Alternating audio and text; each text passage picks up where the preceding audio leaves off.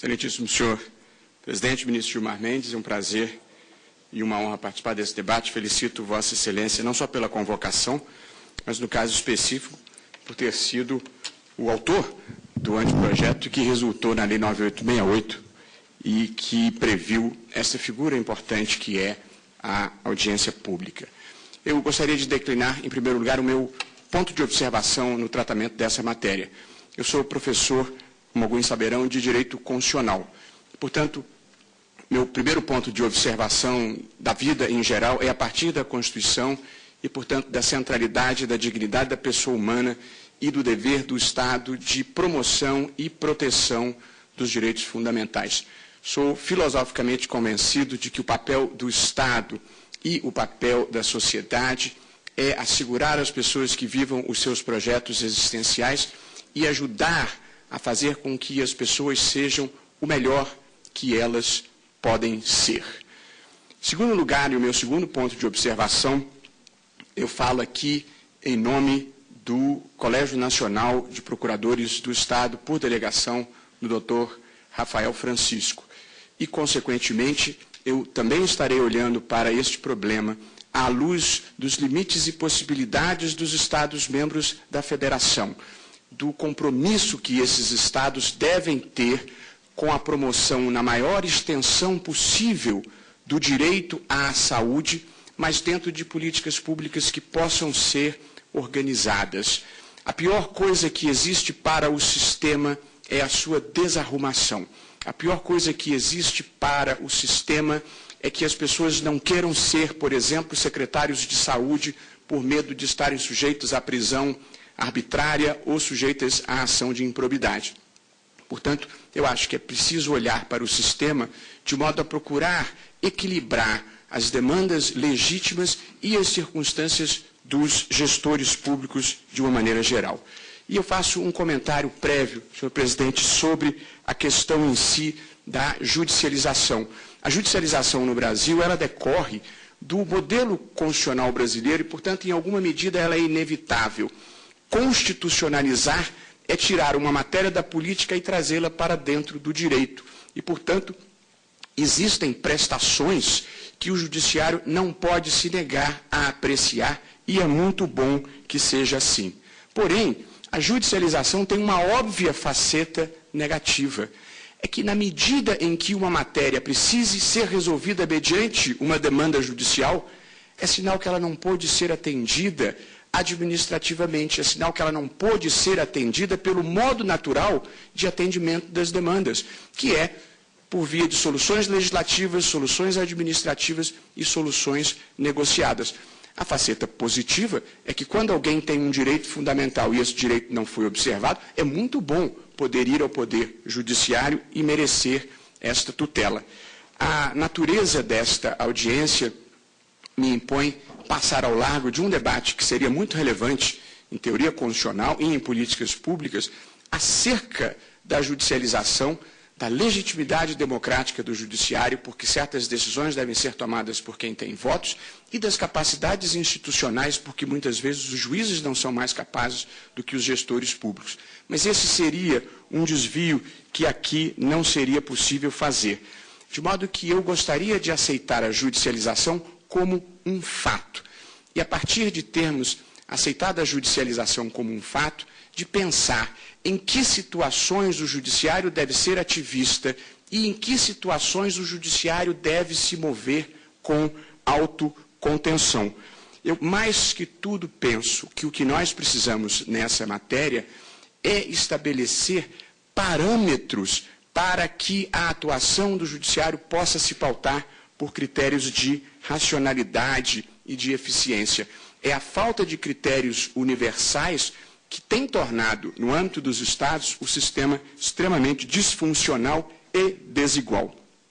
E eu começo, senhor presidente, fazendo, paralelamente à questão da judicialização, uma reflexão que acho extremamente importante, que é a questão prévia do orçamento.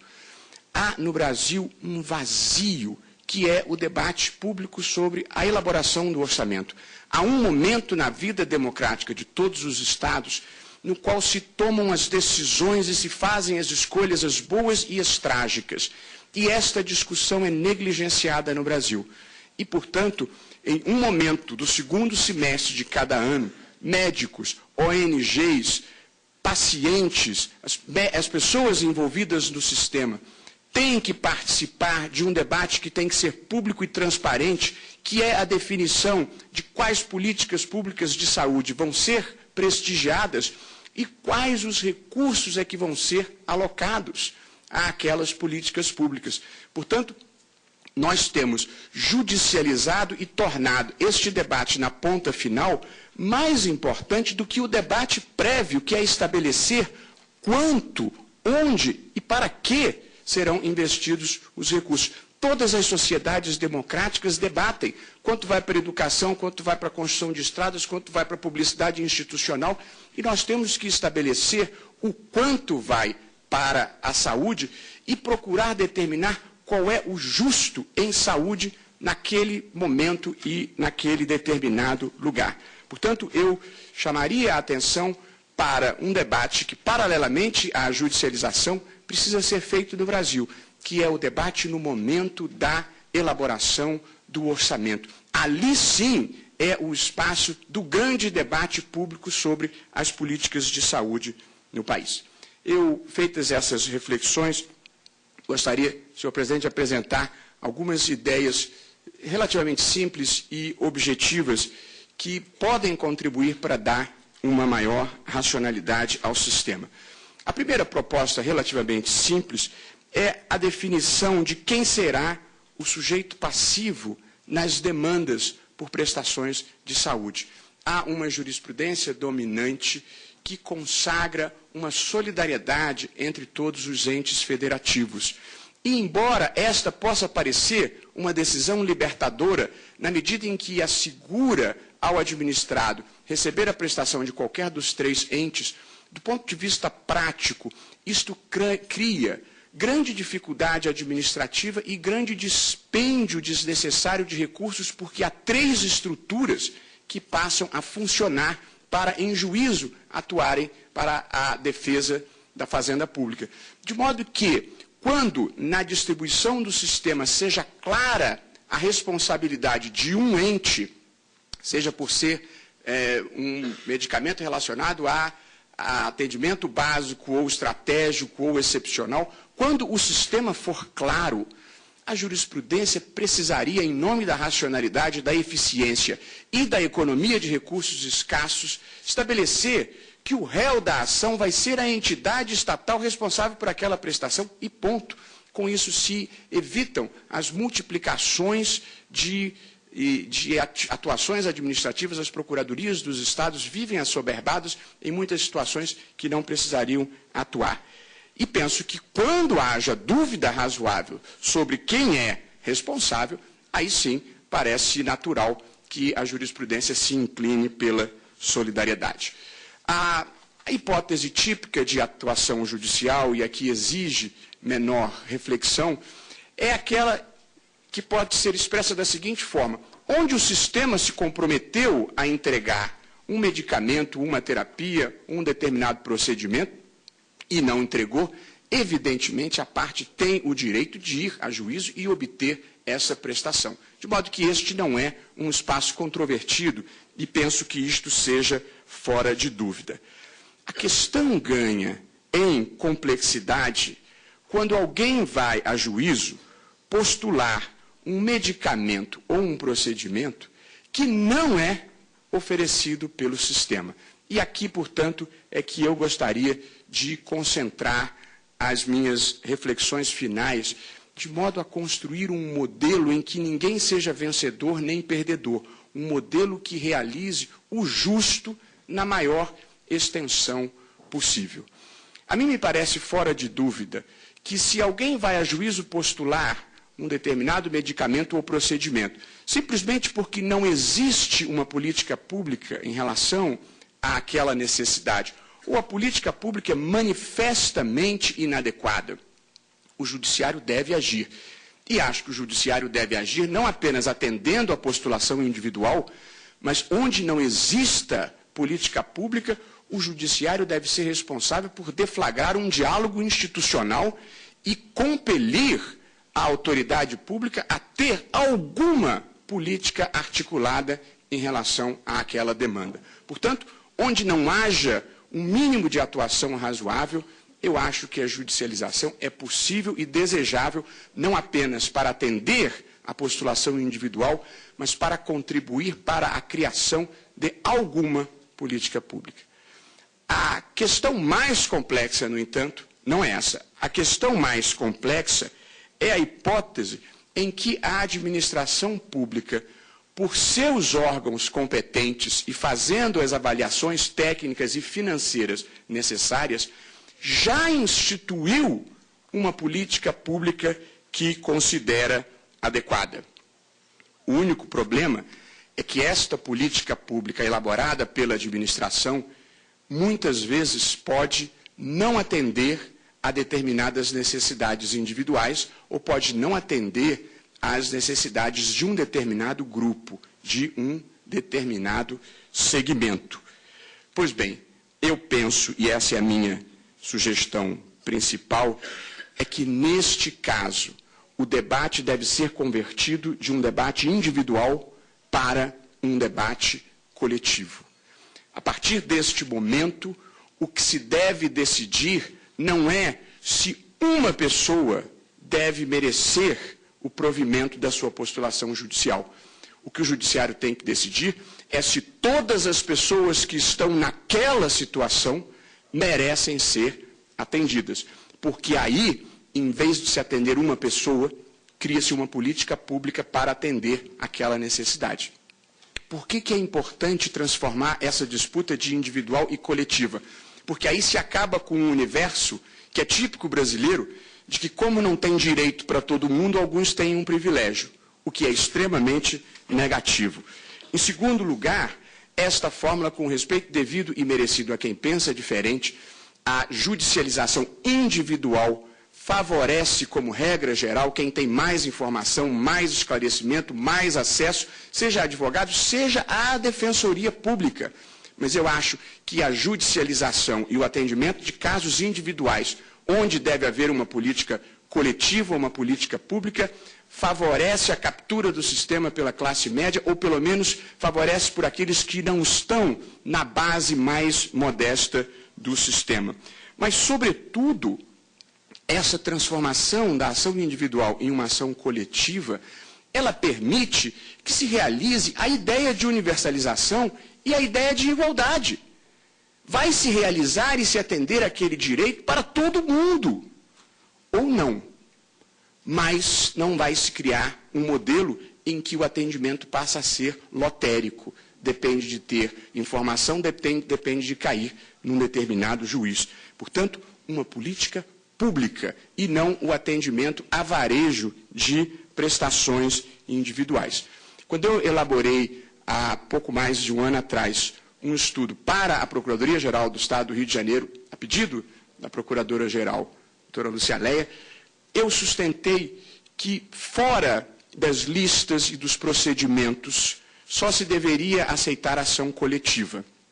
E eu gostaria, talvez, aqui, de flexibilizar ligeiramente esse ponto de vista, para dizer que é possível se admitir que haja a postulação individual de algum medicamento ou de algum procedimento que não esteja dentro do sistema, e é até possível admitir que o juiz, diante de risco de vida iminente ou de grave risco para a saúde, que ele até atenda aquela prestação. Mas acho que esse não é o ponto.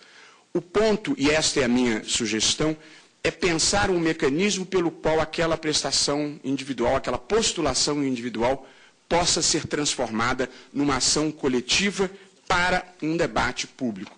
O que pode se dar, talvez, pela decisão do juiz de oficiar ao Ministério Público, e o Ministério Público, então, atuar transformando aquilo numa ação coletiva, isso, de lege lata, já é possível pelo direito vigente, ou, quem sabe, até de lege ferenda, permitir que o juiz transforme aquela ação individual numa ação coletiva, intimando as partes que ele reputa interessadas.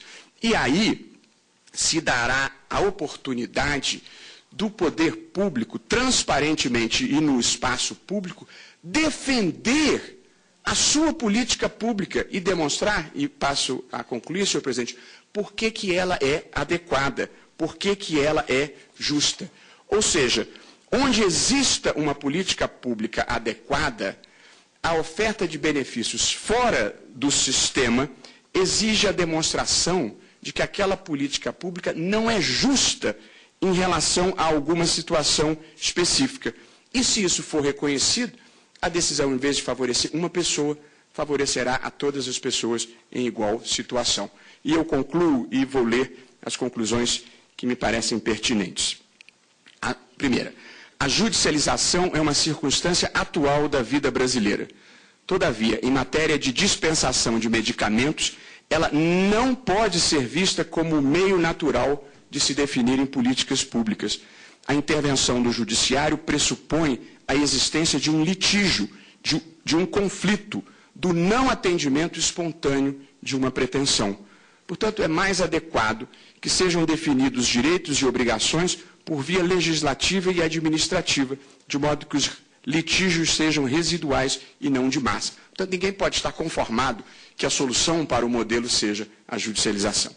Em segundo, o judiciário deve reconhecer como parte passiva legítima em ações envolvendo direito à saúde o ente estatal que, nos termos da Constituição, das leis e dos atos administrativos, tem o dever de entregar o bem jurídico postulado. 3.